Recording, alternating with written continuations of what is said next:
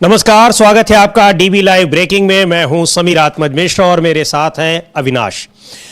बिहार में दही चूड़ा की पॉलिटिक्स दिनों दिन उलझती जा रही है। पॉलिटिक्स जो राजनीति दही चूड़ा को लेकर हो रही है उसमें लगातार तमाम बदलाव और परिवर्तन दिखाई पड़ रहे हैं।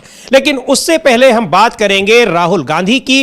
राहुल गांधी ने आरएसएस प्रमुख मोहन भागवत पर निशाना साधा है, जमकर हमला किया है और उनके इस बयान पर हमला किया है जो मोहन भागवत ने कहा कि भारत को आजादी 1947 में नहीं बल्कि 22 जनवरी को, पिछले साल 2023 में 22 जनवरी को तब मिली जब अयोध्या में राम मंदिर की प्राण प्रतिष्ठा हुई। इस बयान को लेकर कांग्रेस पार्टी ने जबरदस्त निशाना साधा है और राहुल गांधी ने मोहन भागवत की इसलिए आलोचना की है कि यह वही बयान है जो बताता है कि संविधान के प्रति मोहन भागवत की और आरएसएस की कितनी निष्ठा है।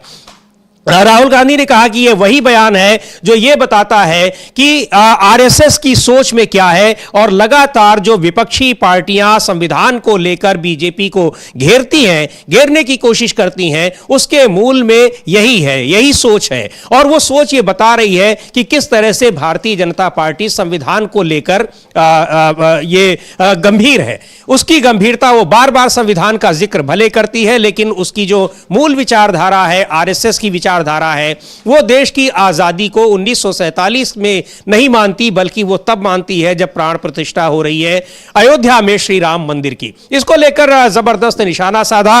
राहुल गांधी बोल रहे थे, कांग्रेस पार्टी के नए मुख्यालय का जो भवन बना है उसका आज उद्घाटन समारोह है और उसी मौके पर राहुल गांधी ने यह बात कही है। क्या कहा है राहुल गांधी को पहले उसको सुनते हैं। लेकिन इस मुद्दे पर जिस तरह से आरएसएस प्रमुख मोहन भागवत घिरे नजर आ रहे हैं और भारतीय जनता पार्टी भी उस वजह से घिरी नजर आ रही है, तो संविधान के मुद्दे पर पहले से ही पार्टी बैकफुट पर दिखाई पड़ रही है भारतीय जनता पार्टी।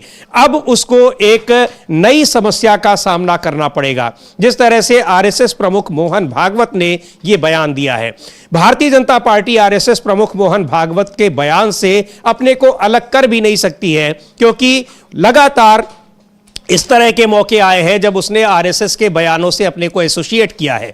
और राम मंदिर के निर्माण को लेकर, प्राण प्रतिष्ठा को लेकर भारतीय जनता पार्टी की भी सोच यही रही है। पहले सुनते हैं क्या कह रहे हैं राहुल गांधी। लेकिन मोहन भागवत के इस बयान को लेकर अब न केवल आरएसएस बल्कि भारतीय जनता पार्टी भी बुरी तरह से घिरी नजर आ रही है। And we are getting new headquarters at a very particular time. I think it's quite symbolic that yesterday, in a speech, the chief of the RSS said that India never achieved independence in 1947. He said that true independence in India was achieved when the Ram Mandir was built. This building, it is not an ordinary building. It has emerged from the soil of our country, and it has emerged as a result of the hard work and sacrifice of millions of people, and not just sacrifice prior to the freedom movement, but sacrifice until today. And there are multiple examples. There's the example, of course, of the freedom movement and the fruit of that movement, which was the Constitution, which was essentially attacked yesterday by Mr. Mohan Bhagwat when he says that the Constitution was not the symbol of our freedom. But also after that, thousands of our workers died in Punjab, thousands of our workers died in Kashmir, thousands of our workers died in the Northeast. And so this party has stood for a particular set of values. And we can see those values in this building. तो मोहन भागवत के बयान पर कड़ा प्रहार किया है राहुल गांधी ने और कहा है कि देश की आजादी को किस तरह से उसको भुलाने की, उस पर पर्दा डालने की कोशिश कर रहे हैं। हजारों लोगों ने बलिदान दिया है और उस आजादी को किस तरह से आरएसएस उसके बारे में सोच रखती है। और आरएसएस प्रमुख मोहन भागवत ने कल ही यह बयान दिया था कि देश को वास्तविक आजादी मिली है 2023 में, यानी पिछले साल 22 जनवरी को। इसको लेकर आज राहुल गांधी ने जिस तरह से यह कहा है, और उन्होंने कहा कि तमाम स्वतंत्रता सेनानियों के बलिदान को किस तरह से नकारने की कोशिश कर रही है आरएसएस। स्वाधीनता आंदोलन के समय आरएसएस अलग थलग रही आंदोलन से और अंग्रेजों का साथ दिया, और अब भी वो उस आजादी को पचा नहीं पा रही है, यह कहना है राहुल गांधी का। इस मौके पर राहुल गांधी ने आरएसएस प्रमुख मोहन भागवत की ही नहीं बल्कि चुनाव आयोग की भी आलोचना की। आपको बता दें कि आज कांग्रेस पार्टी का मुख्यालय, जो 24 अकबर रोड के नाम से दिल्ली में जाना जाता है, लुटियंस जोन के नाम से पिछले 45 साल से कांग्रेस पार्टी का मुख्यालय है, आज वो शिफ्ट होकर नई इमारत में आ गया है। एक नई बिल्डिंग बनी है दीनदयाल रोड पर, दीनदयाल उपाध्याय मार्ग पर, दिल्ली में ही। हालांकि दीनदयाल उपाध्याय मार्ग उसका पता नहीं है, उसका कोटला मार्ग है उसका नाम, और 9A कोटला रोड है। ये तकनीकी रूप से उसका पता ये है, चूंकि एड्रेस है, लेकिन है वो स्थित दीनदयाल मार्ग पर ही। उस इमारत में आज कांग्रेस पार्टी का मुख्यालय शिफ्ट हुआ है। उसी मौके पर सोनिया गांधी ने उसका उद्घाटन किया। कांग्रेस के राष्ट्रीय अध्यक्ष मल्लिकार्जुन खड़गे भी मौजूद रहे वहां पर, और राहुल गांधी ने अपने भाषण में जिस तरह से मोहन भागवत के इस बयान की आलोचना की है, उससे अब आरएसएस निश्चित तौर पर बैकफुट पर दिखाई पड़ रही है। और आरएसएस की वजह से भारतीय जनता पार्टी को भी अब एक बार फिर जवाब देना पड़ेगा कि संविधान को लेकर उसकी सोच क्या रहती है। संविधान के मुद्दे पर भारतीय जनता पार्टी लगातार बैकफुट पर दिखाई पड़ रही है। लोकसभा चुनाव में उसे जबरदस्त हार का भी सामना करना पड़ा, और लगातार विपक्ष संविधान के मुद्दे पर भारतीय जनता पार्टी को घेर रहा है। मोहन भागवत का यह बयान और उसके बाद राहुल गांधी का जो ये प्रहार है, ये अब क्या आगे इसका परिणाम होंगे दिल्ली विधानसभा चुनाव पर भी और आगे देश की राजनीति पर भी, ये बहुत मायने रखता है। इसके अलावा अविनाश और क्या बातें कही हैं राहुल गांधी ने, और उसके बाद मल्लिकार्जुन खड़गे ने भी भाषण दिया, लेकिन राहुल गांधी ने खास तौर पर मोहन भागवत के इस बयान की जबरदस्त आलोचना की है जो उन्होंने कल दिया था। हाँ, मोहन भागवत जो बयान दिया एक तरीके से वो आरएसएस की विचारधारा है। वो शुरुआत से ही 1947 में जो देश को आज़ादी मिली उसको आज़ादी मानते ही नहीं है। सबसे बड़ी बात तो ये है कि उस आज़ादी के आंदोलन में आरएसएस का या बीजेपी का, मतलब बीजेपी तो तब थी ही नहीं, आरएसएस का कोई भी योगदान नहीं था। वो स्वतंत्रता की किसी लड़ाई में उन्होंने हिस्सा नहीं लिया, बिल्कुल अलग ही बने रहे। और उसके बाद भी जब संविधान देश में लागू हुआ तो उन्होंने संविधान का विरोध किया, देश के झंडे का विरोध किया, वो हर चीज़ का विरोध करते रहे। अब 2024 में 22 जनवरी को द्वादशी वाले दिन जब राम मंदिर का उद्घाटन होता है तो वो उसको उसकी देश की आज़ादी बता रहे हैं। तो भाई इतने दिन से आप जो जिस देश में रह रहे थे, क्या वो गुलाम देश था? उस पर किसका शासन चल रहा था? नरेंद्र मोदी भी तो, नरेंद्र मोदी हो, अटल बिहारी वाजपेयी हो, वो भी इसी देश के प्रधानमंत्री बने थे। तो भाई आप बताना क्या चाह रहे थे? इतने दिन से उस आरएसएस के लोग कार्यकर्ता खुलकर अपना काम कर रहे थे, तो बताना ये चाह रहे हैं या इससे साबित हो रहा है कि देश की आजादी कब मिली, इसको लेकर आरएसएस और बीजेपी अभी भी कंफ्यूजन में है।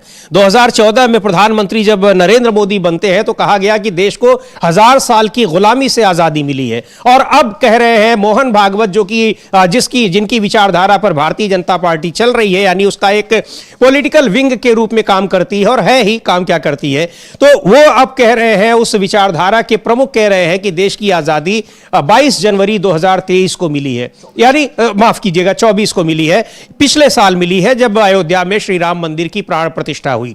यानी 1947 में आजादी नहीं मिली, ये भारतीय जनता पार्टी की भी सोच है और आरएसएस की सोच तो है ही, वो तो बता ही रहे हैं। हाँ बिल्कुल, आरएसएस की सोच के हिसाब से तो पिछले साल आजादी मिली है, बीजेपी की सोच के हिसाब से 2014 में आजादी मिली है, और उनके दूसरे कैडरों संभवतः जब अटल बिहारी वाजपेयी सत्ता में आए थे तब शायद आजादी मिली हो। उन आजादी का उनके मायने क्या है अभी तक किसी को समझ में नहीं आया है। लेकिन जो राहुल गांधी ने बोला है और जो देश बोलता है, पूरा देश को मालूम है कि जो आजादी मिली है वो 15 अगस्त 1947 को मिली है, और जिस दिन देश को जो तिरंगा झंडा फहराया गया था, देश की आजादी का प्रतीक, उसके बाद से जो आपकी बोलने की स्वतंत्रता हो, काम करने की स्वतंत्रता हो, आपको हर स्वतंत्रता मिली है। आप एक पार्टी यदि बोलती है कि भाई उसकी जिस दिन सत्ता पे पूर्ण बहुमत की सत्ता आ गई है तो भाई ये उनके लिए हो सकता है, अपने कैडर को खुश करने के लिए हो सकता है, लेकिन आप इसको यदि बोलेंगे, जो राहुल गांधी ने बोला है कि मोहन भागवत ने जो बयान दिया है, ये बयान उन्होंने कहीं और दिया होता तो उनके खिलाफ देशद्रोह का मुकदमा दर्ज होता और उनको जेल भेज दिया जाता। इस तरीके का बयान किसी भी देश में स्वीकार नहीं है। लेकिन ये सरकार जो है, ये सबको पता है कि ये सरकार आरएसएस के किसी भी नेता, या यहाँ तो आरएसएस प्रमुख की बात आ रही है, तो उन पर किसी तरह की कार्रवाई नहीं होगी। राहुल गांधी ने साफ बोला है कि इस तरीके की बकवास जो है, उन्होंने सीधा सब बोला है कि जो मोहन भागवत जो बोल रहे हैं वो बकवास कर रहे हैं, उनका वो बयान नहीं है। बोले इस तरीके की बकवास को सुनना ही नहीं चाहिए। और आपको पता, मोहन भागवत इससे पहले 2015 में तो आरक्षण के ऊपर उन्होंने बयान दिया था कि आरक्षण की समीक्षा होनी चाहिए, वो आरक्षण के विरोध कर रहे थे। संविधान को लेकर तो आपको खुद ही पता। बात यह है कि वो बयान भी बिहार विधानसभा चुनाव से ठीक पहले ही आया था। हाँ बिल्कुल, बिहार इस साल भी बिहार का विधानसभा चुनाव है, उस बार भी जो उनका बयान आया था वो बिहार विधानसभा चुनाव से ही पहले ही आया था, और उसको लेकर जबरदस्त बवाल मचा था। बाद में प्रधानमंत्री जब उन्होंने दिखाई दिया कि भाई एक बयान के चक्कर में एक स्टेट ही चली गई यहाँ से, तो उसके बाद नरेंद्र मोदी को खुद सामने आके कहना पड़ा था कि भाई आरक्षण की समीक्षा नहीं होगी। तो जाहिर सी बात है, अब इस समय जो बयान आया है उससे भी खतरनाक बयान आया है कि भाई आप देश की आज़ादी का जो दिन है, जो 1947, उसको आप मानने को ही तैयार नहीं है। और जाहिर सी बात है, ये तो शुरुआत से ही कहा जाता था कि भाई जो देश का संविधान है, आरएसएस उसको स्वीकार करने के लिए तैयार नहीं है। वो मनु संहिता जो है उसी को देश का संविधान बनाने की कोशिश की जा रही थी। लेकिन जाहिर सी बात है, आज की तारीख में देश में मनु संहिता लागू नहीं हो सकती, क्योंकि बीजेपी को भी पता है यदि मनु संहिता का नाम भी लेंगे तो आज जो 240 सीटें मिली हैं, वो 240 की 40 सीटें भी मिलना मुश्किल हो जाएगी। सत्ता के लिए आप यदि नाम भी यदि उसका ले लेते हैं कि भाई आपको चुनाव जीतने के लिए किसका वोट चाहिए, उसके लिए आप दलितों का वोट और ओबीसी के वोट के पीछे जाते हैं, क्योंकि सबसे बड़ा वर्ग जो है वो वही वर्ग है। तो मनु संहिता का नाम बीजेपी का कोई भी लीडर नहीं लेता है, लेकिन जो उनके मन में है वो यही है कि जो मनु संहिता में लिखा है शासन व्यवस्था उसी तरीके से चले। और वही चीज मोहन भागवत के बयान में साफ साफ आ जाती है, संविधान का मामला हो या देश की आजादी, क्योंकि देश की आजादी ये ऐसा बयान है अविनाश की इससे अब अलग अपने को अलग भी नहीं कर पाएगी भारतीय जनता पार्टी की। हम मोहन भागवत के बयान को स्वीकार नहीं करते हैं या निंदा नहीं करते हैं, या अगर उसको लगता है कि हाँ ये बयान निंदा करने लायक है, ये बयान सही नहीं है, तो उसको करना चाहिए, लेकिन ऐसा संभव दिखाई नहीं पड़ता है। लेकिन जिस तरह से आजादी को ही खारिज कर देना और आजादी से मिले हुए संविधान को खारिज कर देना, वो आरएसएस प्रमुख के इस बयान से आरएसएस की विचारधारा के बारे में पता चलता है, वो भारतीय जनता पार्टी के लिए बहुत ही नुकसानदायक साबित होने वाला है।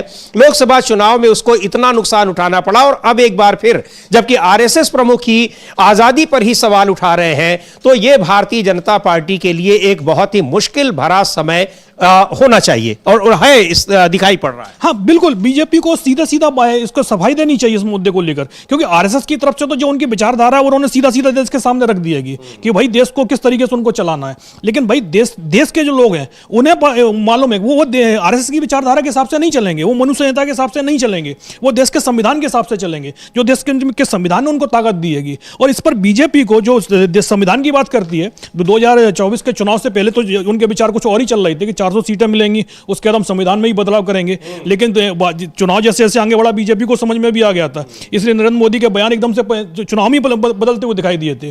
तो अब तो संविधान को वो सर माथे लगा रहे हैं। लेकिन मोहन भागवत के जो बयान आ रहे हैं वो ये बता रहे हैं कि भाई अभी तो देश की आजादी के दिन बदला जाएगा, उसके बाद संविधान बदला जाएगा।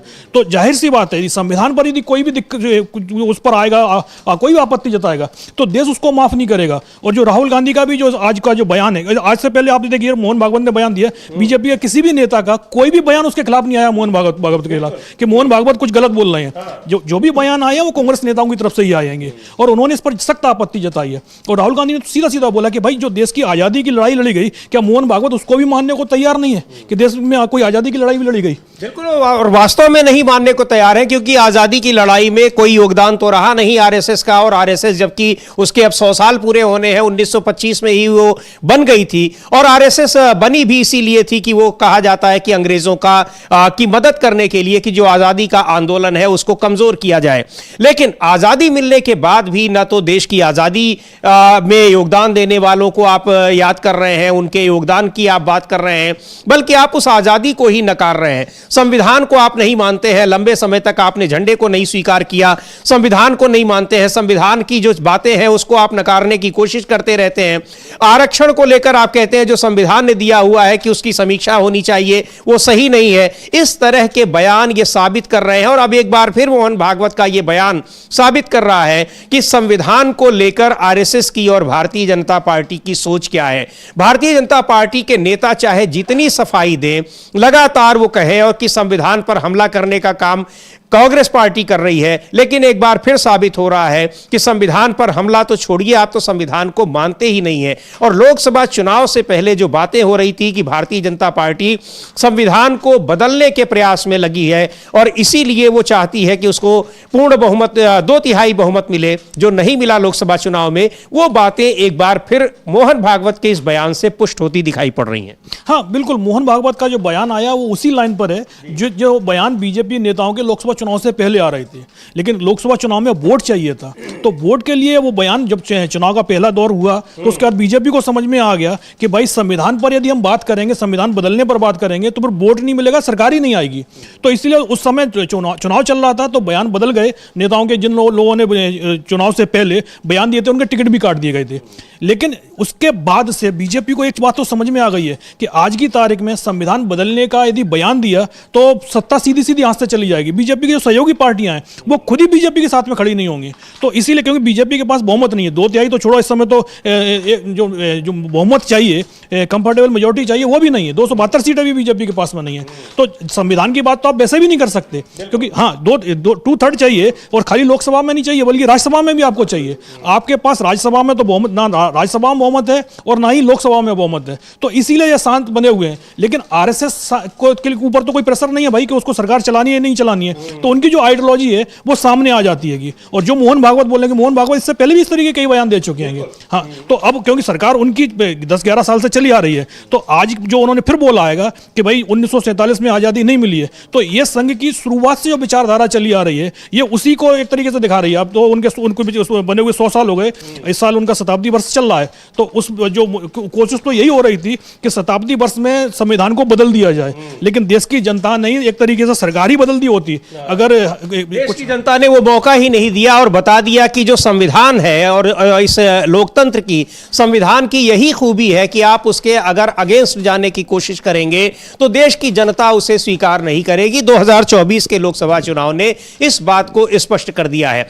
लेकिन जो एक बार फिर मोहन भागवत ने बयान दिया है, आरएसएस की विचारधारा को एक बार फिर लोगों के सामने लाया है, उस पर जिस तरह से राहुल गांधी ने आज प्रहार किया है, वो अब भारतीय जनता पार्टी और आरएसएस दोनों के लिए मुश्किलें खड़ा करने वाला है। और अविनाश जैसा कह रहे हैं कि आरएसएस के लिए तो कोई ऐसी गंभीर बात नहीं होगी क्योंकि उसको चुनाव नहीं लड़ना है, लेकिन भारतीय जनता पार्टी के लिए तो ये बहुत ही मुश्किलें खड़ा करने वाला बयान माना जा रहा है मोहन भागवत का। और इस तरह के कई बयान कई बार मोहन भागवत दे चुके हैं या आरएसएस के दूसरे नेता, जिससे भारतीय जनता पार्टी को मुश्किलों का सामना करना पड़ा और मुश्किलों का ही नहीं बल्कि राजनीतिक नुकसान भी उठाना पड़ा।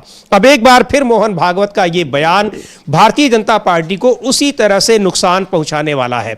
दिल्ली में विधानसभा चुनाव होने वाले हैं, 5 फरवरी को मतदान होंगे और उधर इसी साल बिहार में भी विधानसभा चुनाव होने हैं।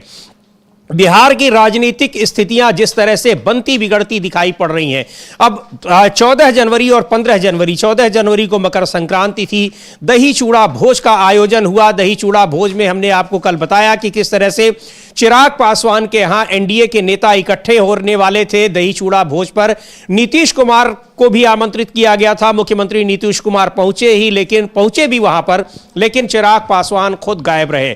पर आज दही चूड़ा का आयोजन हो रहा है चिराग पासवान के चाचा और राष्ट्रीय लोक जनशक्ति पार्टी के नेता पशुपति पारस के यहां। पशुपति पारस कल देर शाम लालू और यादव और राबड़ी यादव के घर पहुंचे, उनको इनविटेशन दिया और माना यह जा रहा है कि पशुपति पारस के यहां जो आज दही चूड़ा भोज होगा वो एक बड़े राजनीतिक परिवर्तन के संकेत के रूप में सामने आएगा। और यह बिल्कुल उससे जोड़कर देखा जा रहा है जिस तरह से कल चिराग पासवान के यहां नीतीश कुमार का एक तरह से अपमान हुआ। अपमान इसलिए हम कह रहे हैं क्योंकि नीतीश कुमार जिस तरीके से बाहर निकल कर आए, वहां चिराग पासवान मेजबान थे लेकिन वो वहां दिखाई नहीं पड़े, उससे उनकी नाराजगी देखने वाली थी, दिखाई पड़ रही थी। और अब पशुपति पारस, हालांकि पशुपति पारस भी तकनीकी रूप से एनडीए में ही है, राष्ट्रीय जनतांत्रिक गठबंधन में, लेकिन अब यहां राष्ट्रीय जनतांत्रिक गठबंधन के कि पार्टियां किस तरह से इंडिया गठबंधन की ओर जाती हुई दिखाई पड़ रही हैं, वो साफ दिखाई पड़ रहा है। और ये दही चूड़ा भोज ये एक बहुत बड़े राजनीतिक परिवर्तन की ओर इशारा कर रहा है। अविनाश, क्या खबर है कि आज जो पशुपति पारस के यहाँ दही चूड़ा का भोज हो रहा है उसमें किस तरह की खबरें आ रही हैं? और निश्चित तौर पर जिस तरह से जो कल चिराग पासवान के यहाँ हुआ है और नीतीश कुमार को जाकर वहां वापस लौटना पड़ा, और पशुपति पारस आरजेडी नेता लालू यादव के यहाँ गए और उनको आमंत्रित किया, हालांकि पहले से ही आमंत्रित कर रखा था लेकिन खुद गए कल देर शाम, वो चीजें अब क्या बता रही हैं और उस पर क्या जानकारी है, क्या खबरें? हाँ, बिहार में नए राजनीतिक समीकरण तो बन ही रहे हैं आपको, क्योंकि नीतीश कुमार की नाराजगी की खबरें आ रही हैं, लेकिन अब ये भी खबर आ रही है कि चिराग पासवान के साथ में भी कुछ चल रहा है। क्योंकि चिराग पासवान जब 14 तारीख को अपने यहाँ दही चूड़ा भोज का आयोजन करते हैं और पूरे एनडीए को बुलाया जाता है, क्योंकि विपक्ष के नेताओं को भी बुलाया जाता है, क्योंकि चिराग पासवान तो खुद ही ये चीज को बोलते हैं कि तेजस्वी यादव उनके मित्र हैं और लालू यादव के रामविलास पासवान से काफी अच्छे संबंध थे। तो जाहिर सी बात बोले पारिवारिक रिश्ता हमारा है। और 14 तारीख को जब नीतीश कुमार पहुंचते हैं तो चिराग पासवान मौके पर मौजूद नहीं होते। 5 मिनट नीतीश कुमार रुकते हैं, चिराग पासवान के पास खबर भी पहुंचवाई जाती है, लेकिन उसके बावजूद भी वो नहीं आते हैं। लेकिन उसके बाद जब बीजेपी के नेता पहुंचते हैं, आमतौर पर आपने देखा होगा कि इस तरीके के आयोजन में नीतीश कुमार जब भी जाते हैं तो बीजेपी का एक कोई ना कोई नेता उनके साथ में जरूर होता है। लेकिन कल बीजेपी का कोई नेता नहीं था, विजय चौधरी जेडीयू के ही नेता हैं, उनके साथ में नीतीश कुमार पहुंचते हैं, लेकिन बीजेपी के दोनों डिप्टी सीएम गायब होते हैं, बीजेपी का कोई मंत्री नहीं होता है वहाँ। और जब नीतीश कुमार पहुंचते हैं तो देखते हैं कि वहाँ मेजबानी गायब है। लेकिन जब नीतीश कुमार वापस चले जाते हैं उसके 1 घंटे बाद बीजेपी के नेता वहां पहुंचते हैं, दोनों डिप्टी सीएम पहुंचते हैं, बीजेपी के अध्यक्ष पहुंचते हैं, तो चिराग पासवान उनका स्वागत करते हैं। हाँ, तो लोग वहां सवाल यही कर रहे हैं कि जो चिराग पासवान की पार्टी है वो क्या असली बीजेपी है? कि भाई बीजेपी के नेता तो सारे दिखाई दे रहे हैं लेकिन जेडीयू के नेता नहीं दिखाई दे रहे हैं। जेडीयू के नेता जब आते हैं तो चिराग पासवान गायब हो जाते हैं। उसके बाद उनके सफाई तो आई है, उन्होंने बोला कि मुख्यमंत्री जी आए तो हमने उनसे माफी मांग लिया कि हम नहीं पहुंचे। लेकिन सबसे बड़ा सवाल ये है कि जब मुख्यमंत्री कहीं पहुंचते हैं तो एक प्रोटोकॉल होता है, तो भाई सबसे पहले सिक्योरिटी टाइट हो जाती है वहां की, मुख्यमंत्री के आने से 15-20 मिनट पहले सूचना पहुंच जाती है। तो जाहिर सी बात है, भले पटना राजधानी में तो सीएम का मूवमेंट लगातार बना ही रहता है, लेकिन 20 मिनट पहले भी यदि सूचना दी पहुंच गई है, 5 मिनट वहां सीएम रुके रहे, यदि चिराग पासवान यदि आ भी रहे होते तो मुख्यमंत्री 5-10 मिनट और इंतजार कर लेते। जाहिर सी बात है, नीतीश कुमार के पास में जो सूचना रही होगी वो यही रही होगी कि चिराग पासवान आ नहीं रहे हैं। यदि आ रहे होते तो 5 मिनट रुकने में उन्हें भी कोई दिक्कत नहीं होती। तो इसीलिए नीतीश कुमार नाराज होकर चले गए हैं। तो अब ये बात चल रही है कि नीतीश कुमार और चिराग पासवान के बीच में जो 5 साल से खटपट चली आ रही है, बस वो खाली क्या दिखाने के लिए बयानों में तक सीमित है कि भाई साथ साथ में या कुछ और डील चल रही है। क्योंकि अभी खबर ये भी आई थी कि चिराग पासवान ने ये जो बोला है कि भाई यदि हमको जो सीटें 50-60 सीटें वो मांग रहे हैं, यदि सीटों का मामला नहीं बनता है तो वो आरजेडी महागठबंधन की तरफ भी जा सकते हैं। तो अभी जो पलटी मारने की बात चल रही है कि चिराग पासवान पलटी मारेंगे कि नीतीश कुमार पलटी मार रहे हैं, तो अभी ये खेल बिहार में भी बना रहेगा क्योंकि बीजेपी दोनों पलटी मार रहे हैं। चूंकि जिस तरह से कल की घटना तो खैर अलग है, उसके लिए कहा जा रहा है कि चिराग पासवान अगर गायब हुए आमंत्रित करके और नीतीश कुमार पहुंचे भी, इन सब के पीछे भारतीय जनता पार्टी है। और इसलिए है कि भारतीय जनता पार्टी ने ईडी को दिखा दिया है कि हम कैसे आपके पीछे लगा सकते हैं। तो चिराग पासवान हो सकता है कि उस वजह से भारतीय जनता पार्टी के इशारे पर काम कर रहे हो। लेकिन पिछले 1 महीने 2 महीने से जिस तरह से जेडीयू के बीच में यानी नीतीश कुमार और चिराग पासवान और तेजस्वी यादव, इनकी बीच की जो ट्यूनिंग दिखाई पड़ रही है, वो ऐसा लग रहा है कि एनडीए गठबंधन से इनका नाता टूट गया है। और कल चिराग पासवान के यहां भी बीजेपी के नेताओं के समय चिराग पासवान मौजूद रहे, नीतीश कुमार के स्वागत में नहीं रहे। तो ये सारी चीजें वास्तव में ये मौका जो है मकर संक्रांति का है, खिचड़ी का है, और इतनी सारी खिचड़ी पक रही है बिहार में कि उसका समझ में नहीं आ रहा है कि इसका जो निष्कर्ष है वो क्या निकल कर आने वाला है। हाँ, इस समय बहुत उलझी हुई बिहार की सियासत दिखाई दे रही है। और सबसे बड़ी बात तो ये है कि इसका जो कनेक्शन है वो सीधा सीधा महाराष्ट्र से जुड़ा हुआ दिखाई दे रहा है। कि महाराष्ट्र में जिस तरीके का बीजेपी ने खेल किया है, उससे अब जो बिहार में एनडीए के दल हैं वो सभी के सभी डरे हुए हैं। अब कुछ दिनों पहले खबर आती है कि भाई बीजेपी ने देख लिया कि अब उसका एक लगभग बहुमत है, कुछ सीटें कम है, और यदि शिंदे या अजीत पवार जाते भी हैं तो सरकार पर कोई असर पड़ने वाला नहीं है। अब उसके बाद ये खबर आ रही है कि बिहार जो महाराष्ट्र में निकाय चुनाव होने वाले हैं, बीजेपी ने मना कर दिया कि ना तो हमें शिंदे की जरूरत है ना हमें अजीत पवार की जरूरत है। तो अब बिहार के राजनीतिक दलों को यह समझ में नहीं आ रहा है कि यदि ये स्थिति यदि कहीं धोखे से बिहार में हो गई तो बीजेपी हम लोगों को भी बाहर कर देगी। आज बीजेपी को हमारी जरूरत है, इसलिए वो गठबंधन की बात कर रही है। लेकिन कल को बीजेपी को हमारी जरूरत नहीं होगी तो महाराष्ट्र जैसी स्थिति बन जाएगी, वो पूछेगी ही नहीं सहयोगी दलों को। तो इसीलिए जो दूसरा ये जो ईडी का मामला जो आप बता रहे हैं, ये ईडी का जो छापे हैं वो चिराग के करीबियों पर भी पड़ रहे हैं और नीतीश के करीबियों पर भी पड़ रहे हैं। ईडी दोनों को एक तरीके से ईडी जो बीजेपी है वो ईडी के सारे दोनों को डराकर भी रखना चाहती है। तो उसका दही चूड़ा में जो आप देख रहे हैं कि नीतीश कुमार पहुंच रहे हैं तो चिराग गायब हो रहे हैं, तो इस समय तो बड़े प्रसन्न नजर आ रहे हैं, लेकिन हम वो तस्वीर भी देखेंगे जब नीतीश कुमार वापस आ रहे हैं और उस तस्वीर को जनता ये लोक जनशक्ति पार्टी ने अपने ऑफिशियल ट्विटर हैंडल से ट्वीट किया है। उस तस्वीर को देखेंगे हम। ये तस्वीर है जब वो वापस आ रहे हैं, तो जाते समय की तस्वीर और लौटते समय की तस्वीर बहुत कुछ कह रही है नीतीश कुमार की। ये हाँ बिल्कुल, जब नीतीश कुमार पहुंचे हैं, क्योंकि चिराग पासवान बहुत दिनों बाद तो उनका बयान शुरू हुआ था, आज अभी 2 दिन पहले बोले थे कि हम नीतीश कुमार के नेतृत्व में चुनाव लड़ेंगे, तो नीतीश कुमार को एक राहत मिली थी कि भाई 2020 वाली स्थिति नहीं बनने वाली। लेकिन अब उनको समझ में आ रहा है कि इस बार की जो स्थिति है वो 2020 से भी ज्यादा खतरनाक होने वाली है, कि उस समय तो खाली एक ही चिराग पासवान थे, अब की बार बीजेपी ने 3-3 लोगों को खड़ा कर दिया है। चिराग पासवान हो या प्रशांत किशोर हो या आरसीपी सिंह हो, अब बीजेपी, क्योंकि ये तीनों के तीनों माना जा रहा है कि ये बीजेपी के द्वारा प्रायोजित लोग हैं, इन्होंने बीजेपी के एक तरीके से सारे पर ही ये लोग काम कर रहे हैं।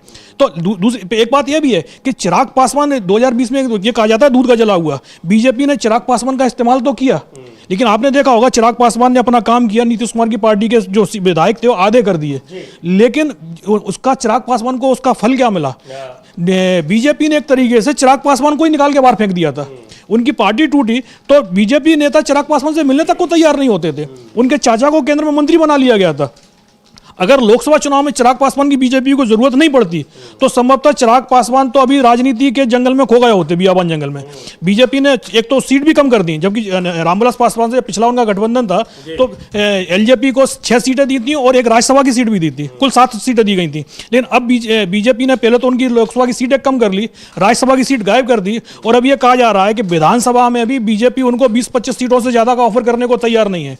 तो जाहिर सी बात है चिराग पासवान को यदि बिहार की राजनीति करनी है तो जाहिर सी बात उनको एनडीए से अपनी दूरी दिखानी पड़ेगी, क्योंकि चिराग पासवान कई बार बोल चुके हैं कि वो दिल्ली नहीं बल्कि बिहार की राजनीति करना चाहते हैं। उनके टारगेट पर सीएम और डिप्टी सीएम की कुर्सी है जो बीजेपी उनको देगी नहीं, और ये कुर्सी उनको यदि मिल सकती है तो फिर महागठबंधन के साथ में ही मिल सकती है, और इसीलिए चिराग पासवान लगातार महागठबंधन से करीबी बढ़ा रहे हैं। और नीतीश कुमार की गायब हुए हैं उस पर तो सीधा सीधा दिखाई दे रहा है कि चिराग पासवान पर बीजेपी का जबरदस्त दबाव बना हुआ है। तो ये सारे कुल मिलाकर अविनाश अगर बिहार में देखें तो जितने एनडीए के घटक दल हैं, वो चाहे पशुपति पारस हो, चाहे वो नीतीश कुमार हो, चाहे चिराग पासवान हो, ये सभी दूध के जले हुए हैं और अब फूंक फूंक कर कदम बढ़ा रहे हैं कि अब उनको क्या करना है। और उन सभी के पास एक बड़ा उदाहरण है महाराष्ट्र का, जो एकनाथ शिंदे के साथ भारतीय जनता पार्टी ने किया है।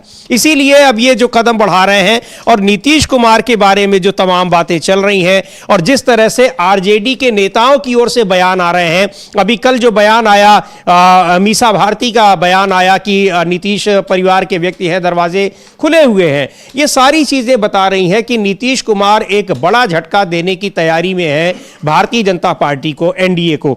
और उसमें अब आरएसएस प्रमुख का ये जो बयान आया है कि देश को आजादी मिल रही है 1 साल पहले 2024 में, ये भी एक बहुत इसमें एक ट्रिगर पॉइंट का काम करेगा।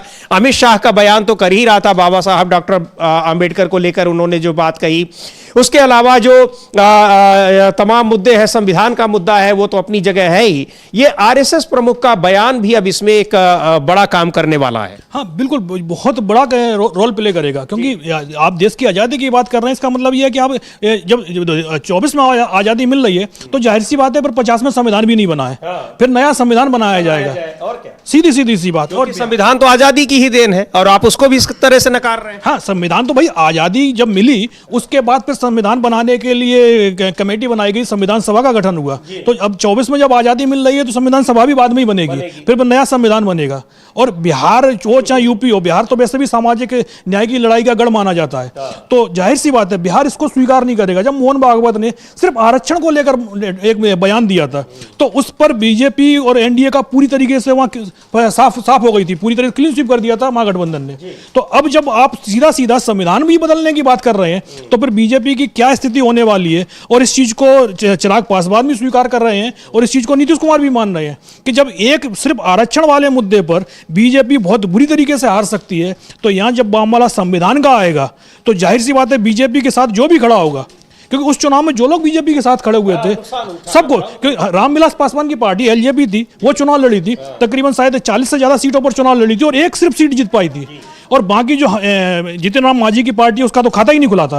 तो जाहिर सी बात है 25-25, 30 सीटों पर लड़कर खाता तक नहीं खुल पाया था उन पार्टियों का। और यदि इस बार यदि नीतीश कुमार साथ में लड़ते हैं चुनाव और यदि मोहन भागवत के इसी बयान को लेकर बीजेपी स्टैंड करती है, अभी इसका खंडन नहीं करती है, तो फिर जो इस बार इन्होंने 43 सीटें मिली थी 2020 में, तो 43 के लिए 13 सीट बचाना भी मुश्किल हो जाएगा। और ये नीतीश कुमार को भी पता है और ये चीज चिराग पासवान को भी पता है और उसकी घबराहट उनके चेहरे पर तो दिख रही है। लेकिन मामला ईडी का है और अभी क्योंकि चुनाव में अभी 10 महीने का समय बाकी है, उनको पता है कि भाई यदि ये दोनों पार्टियां हट भी जाती हैं तब भी केंद्र में नरेंद्र मोदी की सरकार बची रहेगी। जब तक चंद्रबाबू नायडू की तरफ से कोई बहुत बड़ा स्टेटमेंट नहीं आता है तब तक ये 10 महीने तक तो कम से कम हमें लगता है इंतजार करते हुए कोशिश कर रही थी, बीच में कुछ बहुत बड़ी घटना हो सकती है कि तो बिहार में, तो क्योंकि बिहार में जैसे ही नीतीश कुमार पलटी मारेंगे वैसी सरकार भी पलट जाएगी। तो नीतीश कुमार के लिए तो यह भी कहा जाता है कि भाई दिल्ली की राजनीति वो नहीं करते, वो तो चाहते भी नहीं है कि दिल्ली की सरकार में उनके लोग मंत्री भी बने। तो इसीलिए 10 साल से तो उन्होंने मंत्रिमंडल में शामिल भी नहीं हुए थे। आरसीपी सिंह जरूर 6 महीने के लिए बन गए थे, लेकिन बाद में आरसीपी सिंह के साथ उन्होंने क्या किया नीतीश कुमार ने, क्योंकि नीतीश ने कई बार बोला है कि भाई हमने तो उनसे कहा था कि आप बातचीत कीजिएगा, लेकिन वो जाके खुद ही मंत्री बन गए। तो हम तो वो नहीं चाहते थे, बोली थी हम, जब तक नीतीश कुमार ने मंत्रिमंडल को लेकर बातचीत की तब तक जो जेडीयू के मंत्री सरकार में शामिल नहीं हुए थे। तो जाहिर सी बात है नीतीश कुमार के लिए दिल्ली जरूरी नहीं है, उनके लिए बिहार जरूरी है। और बिहार के लिए उनको पता है कि जिस तरीके का बयान मोहन भागवत ने दिया है उसका नुकसान बहुत जबरदस्त होने वाला है। तो नीतीश कुमार तो निकलने के लिए एक तरीके से सेफ एग्जिट ढूंढ रहे हैं। और बात तो बस खाली यही है कि महागठबंधन में जाते हैं तो ये कहा जा रहा है कि बातचीत तो चल रही है, लेकिन मामला जो है वो सीटों पर और सीएम पद को लेकर फंस रहा है। क्योंकि आरजेडी के नेताओं का कहना है कि भाई ये बार बार आदमी भाग जाता है, तो यदि हम इसको ज्यादा सीटें लड़ने के लिए दे देंगे तो पता चला कि फिर स्थिति वही बनी कि भाई नीतीश कुमार का समर्थन जरूरी है। तो एक तो उनको फिर 5 साल के लिए सीएम बनाम सीएम भी बना देंगे, तो पता नहीं वो कितने दिन तक रुकेंगे, वो फिर पलटी मारेंगे। तो है यही कि पिछले चुनाव में जिस तरह से भारतीय जनता पार्टी ने उनके साथ किया है, उनकी बार्गेनिंग कैपेसिटी तो कम कर दी है। वो आरजेडी के साथ यानी इंडिया गठबंधन के साथ भी आते हैं तो बार्गेनिंग कैपेसिटी वो नहीं रहेगी जो 2020 में थी। निश्चित तौर पर यह होगा। और भारतीय जनता पार्टी अपने विरोधियों के साथ ही नहीं, अपने सहयोगियों के साथ भी जिस तरह से खेल कर रही है और खास तौर पर जांच एजेंसियों की मदद जिस तरह से ले रही है, जो आरोप लगते हैं वो उन आरोपों को, उन चीजों को देखते हुए सहयोगी दल उससे अलग होने की कोशिश में है, क्योंकि उनको पता है कि अब अगर कोई सहयोगी दल अलग होते हैं तो उसका सीधा जो प्रभाव है वो पड़ेगा केंद्र की सरकार पर। जेडीयू अगर कोई कदम उठाती है, एलजेपी उठाती है और चाहे तेलुगु देशम पार्टी, निश्चित तौर पर केंद्र की सरकार उससे डिग जाएगी। ये सबको पता है और ये केंद्र सरकार को भी पता है, प्रधानमंत्री मोदी को भी पता है। लेकिन ईडी की जो एंट्री है वो लगातार बढ़ती चली जा रही है। इधर चिराग पासवान के करीबियों के यहां ईडी के छापे मारी हुई, उसके अलावा नीतीश कुमार के करीबियों के यहां हुई और अब एक बार फिर ईडी का रुख दिल्ली की ओर है। क्या है, ईडी की एंट्री हो चुकी है दिल्ली चुनाव में भी आम आदमी पार्टी के नेताओं के खिलाफ, अरविंद केजरीवाल के खिलाफ। इस पर बात करेंगे और जानकारी के साथ हमारी सहयोगी हैं मानसी, वो इस पर जानकारी देंगी। मानसी से हम जानना चाहेंगे कि क्या पूरा मामला है, किस तरह से अब ईडी की एंट्री हो रही है दिल्ली के चुनाव में। लेकिन उससे पहले आपको बता दें कि आज अरविंद केजरीवाल ने विधानसभा चुनाव के लिए नई दिल्ली सीट से पर्चा भरा है। कई मंदिर में गए, मस्जिद में गए, गुरुद्वारे में गए, तमाम धार्मिक जगहों पर गए, मस्जिद में शायद नहीं गए, मानसी ही बताएंगी। और एक बार हम उन विजुअल्स को भी देखेंगे और अरविंद केजरीवाल कह क्या रहे हैं वो भी सुनेंगे। तो पहले सुन लेते हैं, उसके बाद बात करते हैं कि किस तरह से ईडी की एंट्री हो रही है दिल्ली विधानसभा चुनाव में। वैसे मानसी आप बताएं, अभी अरविंद केजरीवाल ने आज पर्चा भरा, ईडी की एंट्री भी हो रही है, क्या और खबरें हैं? पर्चा भरा, उन्होंने अपना शक्ति प्रदर्शन भी बताया जा रहा है कि किया जबरदस्त तरीके से दिल्ली विधानसभा चुनाव के लिए। जी बिल्कुल समीर जी, बता दूं कि दिल्ली की सियासत अब गर्माती जा रही है। आप देख सकते हैं कि दिल्ली में किस तरीके से आम आदमी पार्टी लगातार प्रचार कर रही है और आज वो नामांकन करने के लिए बस कुछ ही देर में अरविंद केजरीवाल नई दिल्ली से नामांकन जो फॉर्म है वो भर नहीं सकते हैं। इसी के साथ आपको बता दूं कि अब जिस तरीके से अरविंद केजरीवाल लगातार खुलासे कर रहे थे, लगातार ये बोल भी रहे थे कि आने वाले समय पर ईडी ईडी का दुरुपयोग कर हमारे ऊपर जो है कार्रवाई की जा सकती है। और आपको बता दें कि गृह मंत्रालय की तरफ से परमिशन दे दी गई है कि अरविंद केजरीवाल और मनीष सिसोदिया पर मनी लॉन्ड्रिंग का जो मामला है उस पर कार्रवाई की जाए। यानी कि अब चुनाव आते ही एक बार फिर से ईडी की एंट्री हो चुकी है। जिस तरह से हमने देखा था कि लोकसभा चुनाव में भी ईडी का मामला काफी ज्यादा गरमाया था, ईडी की एंट्री हुई थी और अरविंद केजरीवाल को कई आरोपों में जेल में भेजा गया था और अब जेल से बाहर आ चुके हैं। और दिल्ली का अब चुनाव है तो एक बार फिर से ईडी का इस्तेमाल करके आम आदमी पार्टी को कह सकते हैं कि जेल में भेजने की कोशिश की जा सकती है, ऐसा आम आदमी पार्टी की तरफ से कहा जा रहा है। यानी चुनाव से पहले एक बार फिर अरविंद केजरीवाल को ईडी जेल भेजने की तैयारी में है, क्योंकि उसको परमिशन मिल रही गई है गृह मंत्रालय से। इधर अरविंद केजरीवाल ने ये आशंका जताई है कि उनके ऊपर हमला भी हो सकता है, लेकिन वो कह रहे हैं कि मुझे बचाने वाले भगवान है। पहले सुन लेते हैं कि अरविंद केजरीवाल ने कहा क्या है, फिर मानसी से जानेंगे कि आखिर उनको कहां से थ्रेट मिल रहा है, कहां से ये धमकियां मिल रही हैं, कैसे उनको पता चल रहा है कि उन पर हमले होंगे। और आया इंटेलिजेंस अलर्ट है कि अरे यार क्या कर रहे हैं यार, ऊपर वाला बचाएगा, ऊपर वाला बचाएगा। आज मंदिर के बाहर जूते बांटे गए, क्या कहेंगे? मुझे लगता है एक जूते से वो दिल्ली के लोगों को खरीदेंगे। क्या दिल्ली के लोग एक जूते की जोड़ी से खरीदे जा सकते हैं? ये तो दिल्ली के लोगों का अपमान है। जो व्यक्ति ये सोचता है कि दिल्ली के को लेकर महिलाओं में काफी नाराजगी थी, कुछ को मिला कुछ को मिला ही नहीं, तो जिसको ये लगता है कि वो एक जूते की जोड़ी से दिल्ली के लोगों को खरीद लेगा, उससे मैं उसके बारे में क्या कहूँ। तो अरविंद केजरीवाल दिल्ली में अभी अरविंद केजरीवाल मनीष सिसोदिया के खिलाफ अभी ईडी फिर से कार्रवाई करेगी, जांच करेगी और उसको परमिशन मिल चुकी है गृह मंत्रालय से, ईडी की एंट्री हो चुकी है। दिल्ली विधानसभा चुनाव बेहद दिलचस्प मोड़ पर जा चुके हैं। कांग्रेस पार्टी बहुत ही मजबूती के साथ चुनाव लड़ रही है। निश्चित तौर पर उससे आम आदमी पार्टी और भारतीय जनता पार्टी दोनों में ही बेचैनी दिखाई पड़ रही है। और भारतीय जनता पार्टी के लिए आज एक और भी एक सेटबैक लगा जब राहुल गांधी ने मोहन भागवत के बयान पर जबरदस्त तरीके से हमला किया और बताया कि किस तरह से आरएसएस की सोच है और भारतीय जनता पार्टी की सोच है। क्या सोचती है वो देश की आजादी को लेकर, देश की आजादी के लिए जिन लोगों ने अपना बलिदान दिया उनको लेकर, और देश की आजादी के बाद जो बना हुआ संविधान है उसको लेकर उसकी क्या सोच है। निश्चित तौर पर यह दिल्ली विधानसभा चुनाव में भी ये मुद्दा जो है वो एक गंभीर असर डालने वाला दिखाई पड़ रहा है। अविनाश। हाँ, दिल्ली विधानसभा चुनाव में बिल्कुल इसका असर पड़ेगा ही पड़ेगा और ये बीजेपी को भी समझ में आ रहा है। इसीलिए मोहन भागवत ने जो बयान दिया, क्योंकि बीजेपी के नेता भागवत के बयान का विरोध तो नहीं कर सकते, लेकिन किसी ने भी उसका समर्थन भी नहीं किया है, क्योंकि मालूम है कि भाई बयान से नुकसान तो हो ही चुका है और उसका समर्थन करने का मतलब ये है कि उस नुकसान को और बढ़ाते चले जाना। अब ये कहा जा रहा है कि भाई बीजेपी को जो उम्मीद बची हुई है वो लगभग चुनाव आयोग पर ही बची हुई है। चुनाव आयोग पर ही वो टिके हुए हैं कि भाई चुनाव आयोग उनके फेवर में कुछ फैसले करे। बीजेपी के नेताओं की तरफ से आप जानते हैं कि चुनाव में किस तरीके के बयान दिए जाते हैं, लेकिन जब विपक्ष की तरफ से उनके खिलाफ कार्रवाई की डिमांड की जाती है तो चुनाव आयोग की तरफ से पहले तो जो शिकायतें आती हैं उनको ठंडे बस्ते में डाल दिया जाता है, और यदि फिर बाद में यदि नोटिस दिया भी जाता है तो साथ में कांग्रेस नेताओं को भी नोटिस थमा दिया जाता है। एक ही जैसा नोटिस दोनों को थमा दिया जाता है कि भाई आप अपने बयान को सोच समझ कर दीजिएगा, जबकि कांग्रेस के नेताओं के किस बयान को सोच समझ कर देने की बात होती है या किसी को समझ में नहीं आता है कि भाई जो चीज प्रधानमंत्री ने बोली है, कांग्रेस के नेता यदि उसी चीज को उठा देते हैं तो उस पर चुनाव आयोग की तरफ से नोटिस आ जाता है, लेकिन जो बोला गया है उस पर नोटिस नहीं जाता है।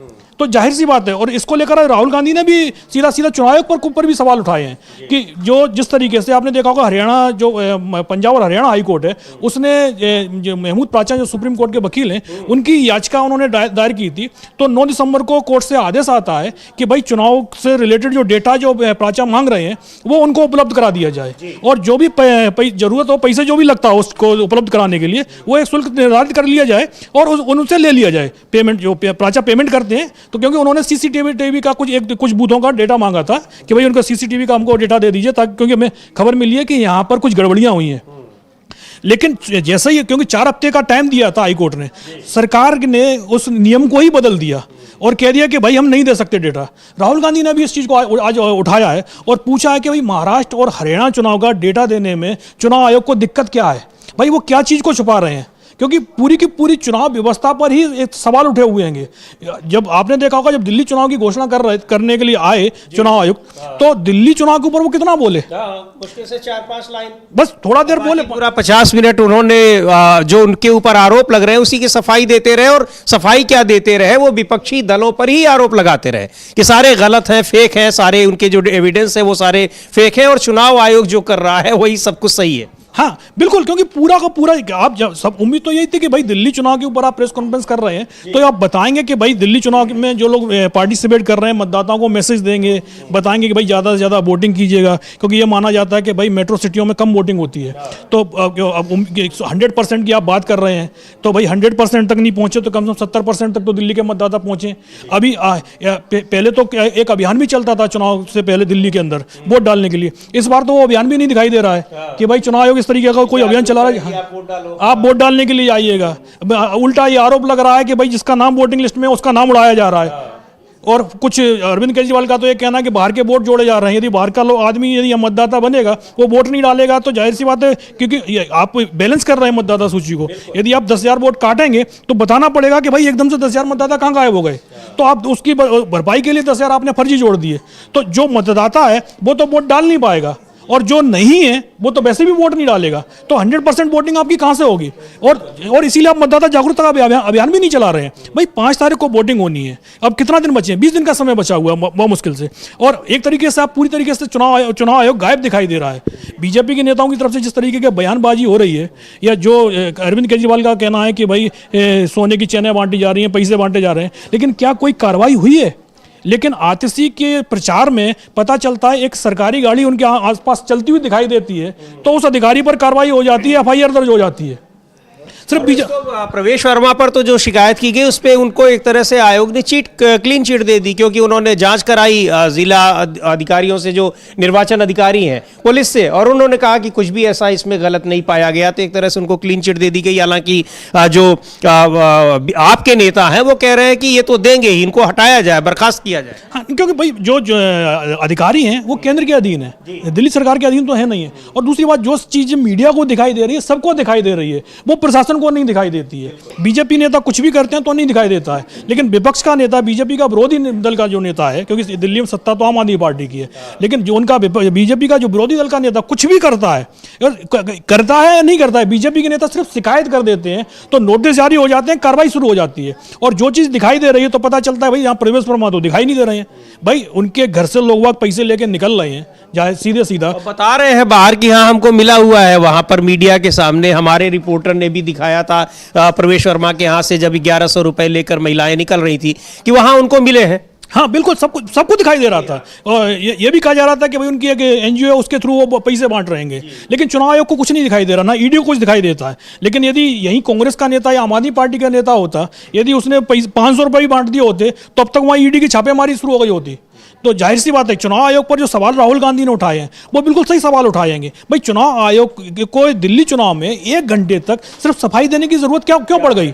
आज से पहले हमने नहीं ये देखा है कि भाई किसी राज्य के चुनाव की आप घोषणा कर रहे हैं और जहां आप 2 महीने पहले चुनाव करवा चुके हैं उसको लेकर आप सफाइयां दे रहे हैं। भाई सफाई देने की जगह जो सवाल उठे हैं उन सवालों को का निराकरण कीजिए ना, आप वो चीज तो कर सवाल उठाए हैं आप उनको दीजिए। उन्होंने लिखित में आपसे जवाब मांगा है, आप उनको लिखित में नहीं दे रहे हैं। आप प्रेस कॉन्फ्रेंस जिस चीज के लिए है वहां आप उन सवालों का जवाब दे रहे हैं जो एक पॉलिटिकल पार्टी पूछ रही है। हाँ बिल्कुल, जो सवाल आप सबसे बड़ी बात तो ये है कि चुनाव से पहले जब महाराष्ट्र चुनाव हो या हरियाणा चुनाव हो, कांग्रेस के नेता लगातार चुनाव आयोग से समय मांग रहे थे मिलने के लिए, उनको समय नहीं दिया जा रहा था।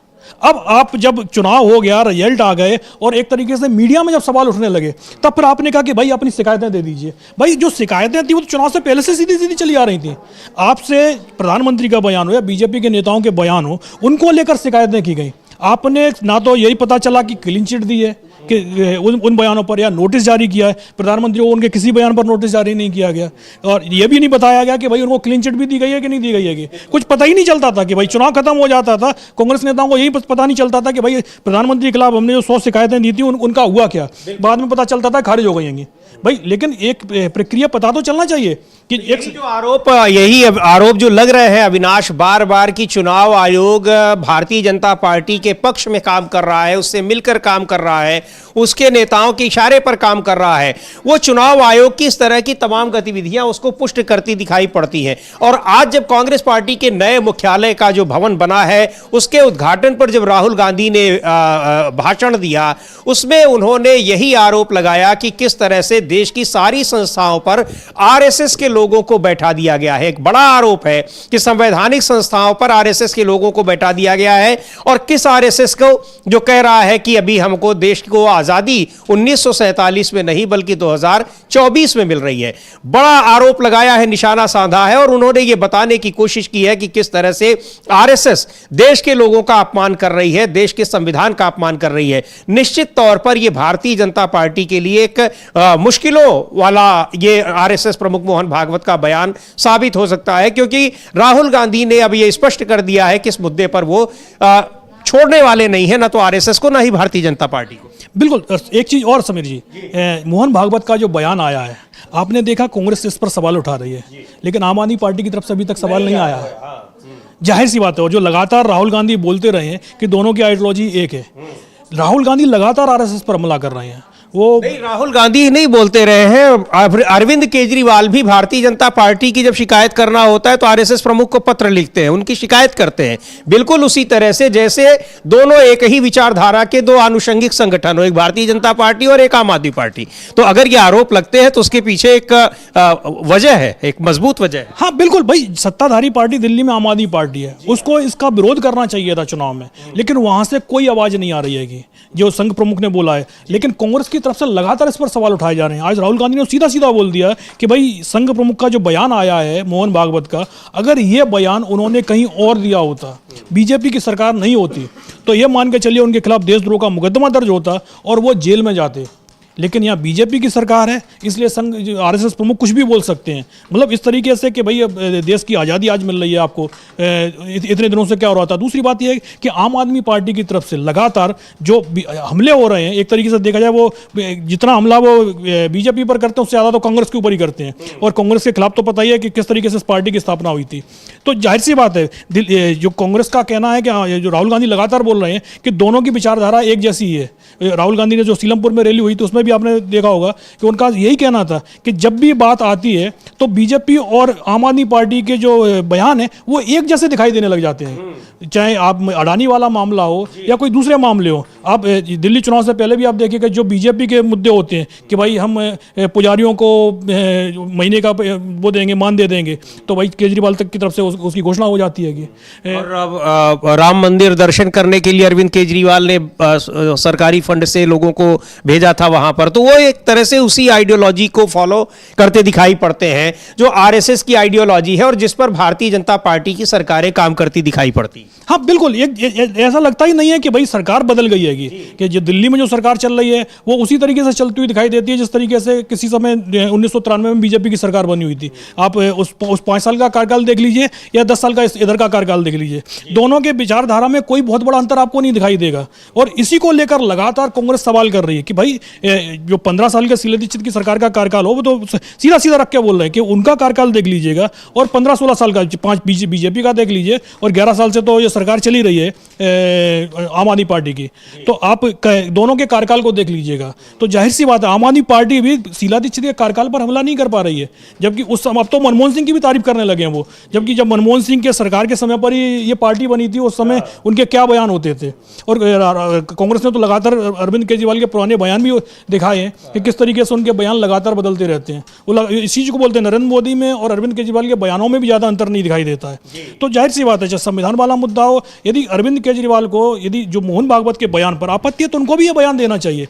राहुल गांधी तो खुलकर बोल रहे हैं कि भाई ये देशद्रोह वाला काम के मोहन भागवत कर रहे हैं, इनके खिलाफ कार्रवाई होनी चाहिए। बिल्कुल देश की आजादी को नकार रहे हैं, देश की आजादी से मिले संविधान को नकार रहे हैं। एक बार फिर सुनते हैं राहुल गांधी ने क्या कहा है मोहन भागवत के उस बयान पर जिसमें उन्होंने कहा कि देश को 1947 में आजादी नहीं मिली बल्कि 22 जनवरी 2024 को आजादी मिली है। सुनते हैं राहुल गांधी को। और बड़ा हमला किया है मोहन भागवत के ऊपर, और लगातार राहुल गांधी कह रहे हैं कि वो बीजेपी की आरएसएस की विचारधारा, बीजेपी की विचारधारा, इसके के खिलाफ लड़ाई लड़ते रहेंगे। और एक बार फिर उन्होंने आरएसएस प्रमुख के इस बयान पर आरएसएस और बीजेपी को जमकर घेरा है। राहुल गांधी को सुन लेते हैं आरएसएस प्रमुख मोहन भागवत के बयान पर उन्होंने क्या कहा है। And we are getting new headquarters at a very particular time. I think it's quite symbolic that yesterday, in a speech, the chief of the RSS said that India never achieved independence in 1947. He said that true independence in India was achieved when the Ram Mandir was built. This building, it is not an ordinary building. It has emerged from the soil of our country, and it has emerged as a result of the hard work and sacrifice of millions of people, and not just sacrifice prior to the freedom movement, but sacrifice until today. And there are multiple examples. There's the example, of course, of the freedom movement and the fruit of that movement, which was the Constitution, which was essentially attacked yesterday by Mr. Mohan Bhagwat when he says that the Constitution was not the symbol of our freedom. But also after that, thousands of our workers died in Punjab, thousands of our workers died in Kashmir, thousands of our workers died in the Northeast. And so this party has stood for a particular set of values. And we can see तो RSS प्रमुख के बयान को लेकर राहुल गांधी ने जिस तरह से निशाना साधा है वो आरएसएस के लिए और भारतीय जनता पार्टी के लिए बहुत ही मुश्किलों भरा साबित होने जा रहा है। कांग्रेस पार्टी के आज मुख्यालय के उद्घाटन के समय राहुल गांधी ने भाषण दिया और आरएसएस प्रमुख मोहन भागवत के बयान को लेकर कांग्रेस के राष्ट्रीय अध्यक्ष मल्लिकार्जुन खड़गे ने भी जमकर आलोचना की है और मोहन भागवत के इस बयान की उन्होंने निंदा की है। क्या कहा है अविनाश, मल्लिकार्जुन खड़गे का क्या कहना है मोहन भागवत के इस बयान पर कि देश को वास्तविक आजादी 1947 में नहीं बल्कि वो मिल रही है 22 जनवरी 2024 को। हाँ बिल्कुल, मोहन भागवत के बयान पर राहुल गांधी के साथ मल्लिकार्जुन खड़गे ने भी काफी तीखी भर्त्सना उसकी की है। उन्होंने बोला कि भाई ये लोग आजादी के आंदोलन में लड़े ही नहीं, कभी जेल ही नहीं गए।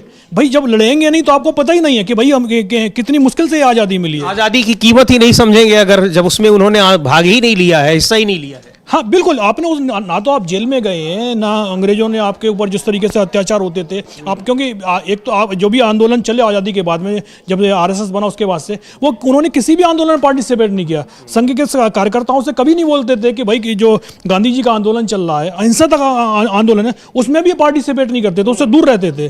तो जाहिर सी बात है, जो उसी को लेकर मल्लिकार्जुन खड़गे ने बोला है कि भाई बीजेपी के लोग या आरएसएस के लोग इन्हें आज़ादी से कोई मतलब ही नहीं था, कि उसको लड़े ही नहीं आएंगे। तो इसीलिए इस तरीके के उनके बयान आ रहे हैं। लेकिन ये देश के लोग लड़े थे, कांग्रेस के लोग लड़े थे, इसलिए हमको पता है आज़ादी की कीमत। और हमें जो 1947 में जो आज़ादी मिली है वो देश के लोगों ने लड़कर ली है, ये आरएसएस के लोग नहीं थे, उसमें शामिल नहीं थे बोले। लेकिन आज की तारीख में जिस तरीके से संघ प्रमुख का बयान आया है और जिस तरीके की भाषा आरएसएस और बीजेपी के लोगों की है, अगर इसको जनता ने नहीं रोका तो कुछ समय बाद देश की सड़कों पर चलना भी ये लोग मुश्किल कर देंगे। कि भाई जो इतिहास है वो इतिहास तो आप देख रहे हैं कि लगातार बदला जा रहा है, कि इतिहास की किताबों में से जो ये कहा जा रहा है कि भाई जो पुराना इतिहास लिखा गया है उसमें कई गलतियां हैं और किसी मेमा मंडन किया गया है, तो उस आधार पर ये लगातार इतिहास की किताबों को लगातार बदला जा रहा है, चैप्टर हटाए जा रहे हैं और उसमें जो बीजेपी की विचारधारा के लोग हैं उन लोगों को उसमें जोड़ा जा रहा है। तो जाहिर सी बात है, आप पहले इतिहास बदलने की आपने शुरुआत कर दी है, अब आप संविधान बदलने की बात कर रहे हैं। आज़ादी की आप 1947 की जगह आपको 2024 को आप देश को आज़ादी का दिन मान रहे हैं। तो बहुत कुछ ये सब एक तरीके से पूरा आंदोलन जो आज़ादी का आंदोलन है उसको ही बदलने की तैयारी एक तरीके से आरएसएस प्रमुख ने बता दिया है कि भाई उनका जो आगे का भविष्य का प्लान क्या है। नरेंद्र मोदी 2047 की बात करते हैं तो हमको लगता है 2047 में लोग बाग यही पढ़ना शुरू कर देंगे कि देश 2024 में आज़ाद हुआ था और जो बीजेपी का शासनकाल है उसी ने ये पूरा विकास किया, उससे पहले तो कोई विकास हुआ ही नहीं था। हाँ देश में कुछ था ही नहीं, तो जाहिर सी बात है उसको मोहन भागवत ने एक तरीके से उसको सेट करने की कोशिश की है उस प्लान को, जिसको नरेंद्र मोदी लगातार बोलते रहते हैं। तो अब यदि मोहन भागवत, वही दिक्कत वही है कि ये लोग खुद ही नहीं तय कर पा रहे हैं कि कब आजादी मिली है, कि 2014 में मिली, जिसको नरेंद्र मोदी बार बार कहते रहे हैं, और ये दिखाने की कोशिश करते हैं कि उसके पहले जो आजादी भले थी लेकिन वास्तविक आजादी नहीं थी। और सीधे तौर पर उन्होंने कहा था कि 1000 साल के बाद गुलामी से हम आजाद हो रहे हैं, और अब ये कह रहे हैं कि वास्तविक आजादी 14 में भी नहीं मिली, वो 24 में मिल रही है 10 साल बाद। यानी नरेंद्र मोदी के इस 10 साल का जो समय है, इसको क्या वो स्वाधीनता संग्राम आंदोलन के रूप में दिखाना चाहते हैं क्या? कुछ इसी तरह की बात होगी। यदि मोहन भागवत के यदि बयान को माने कि 2024 में आजादी मिली है, तो संभवतः देश की आजादी का जो पहला चुनाव था वो 2024 में ही लड़ा गया था। हाँ, और उसमें देश की जनता ने बीजेपी को लगभग खारिज कर दिया था। तो सीधा सीधा से राम मंदिर के नाम पर यदि आपने चुनाव लड़ा है, तो सबसे बड़ी बात तो ये है कि आपको यूपी में जीतना चाहिए था, कि सबसे बड़ा आंदोलन का केंद्र तो यूपी ही था। और दूसरी बात ये थी कम से कम आपको अयोध्या की सीट तो जीतनी चाहिए थी, लेकिन ना तो आप अयोध्या जीत पाए ना आप यूपी जीत पाए। आप पूरा एक तरीके से जनता ने आपको नकार दिया था। यानी देश को तो वास्तविक आजादी मिली आपके शब्दों में, या मोहन भागवत के शब्दों में, लेकिन उस वास्तविक आजादी में देश की जनता ने आपको नकार दिया। ये भी एक उसका संकेत दिखाई पड़ रहा है। हाँ बिल्कुल, देश की जनता ने सीधा सीधा बता दिया था कि भाई संविधान पर यदि आप बात करेंगे कि संविधान बदलने के लिए किसी भी चीज पर आप जाएंगे तो देश इसको स्वीकार नहीं करेगा। देश के लिए 1947 को ही आज़ादी मिली है। मोहन भागवत क्या कह रहे हैं, मोहन भागवत के जो समर्थक हैं वो भले ही कुछ भी सोच सकते हो, लेकिन देश की जो आज़ादी को लेकर आपको जो मिला है वो 1947 में मिला। दूसरी बात जो आपने बोली है कि पहले तो बीजेपी के नेता और आरएसएस के नेता मिलकर ये तय कर लें देश आज़ाद कब हुआ है, 14 में हुआ है, 24 में हुआ है कि 19 में हुआ, कब हुआ है कि बीजेपी को सबसे ज़्यादा सीटें 2019 में मिली हैं, तो संभव तो उनको एक नई आज़ादी 19 में भी वो खोजने में जुट जाए। तो पहले तो ये तय कर लें कि भाई ये आपकी दृष्टि से देश आज़ाद कब हुआ है। जी बिल्कुल, पहले ये तय कर लें कि आज़ाद कब हुआ, लेकिन जिस तरह से मोहन भागवत ने कहा है कि देश का वास्तविक आज़ादी मिली है 22 जनवरी 2024 को, उस मुद्दे पर अब कांग्रेस पार्टी के नेता राहुल गांधी ने जमकर हमला किया है, और अब कांग्रेस पार्टी उस मुद्दे पर आरएसएस और बीजेपी को जमकर घेरने की कोशिश कर रही है। 18 तारीख को ही पटना में अभी संविधान सम्मेलन है जिसमें राहुल गांधी जा रहे हैं, और बिहार की राजनीति जिस तरह से पक रही है, वहां जो खिचड़ी पक रही है, उसको देखते हुए बहुत महत्वपूर्ण बयान है ये मोहन भागवत का, जो भारतीय जनता पार्टी को नुकसान पहुंचाने वाला है। नुकसान इस लिहाज से भी कि बिहार में एनडीए के घटक दल उससे अलग होने की कोशिश में लगे ही हैं, और मोहन भागवत का ये बयान उनको उस तरफ और आगे बढ़ाने के लिए प्रेरित करेगा, निश्चित तौर पर यह दिखाई पड़ रहा है।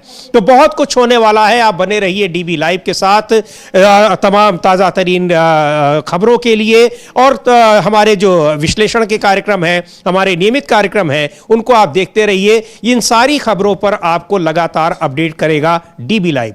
और अब इस कार्यक्रम को यहीं समाप्त करने की इजाजत चाहते हैं।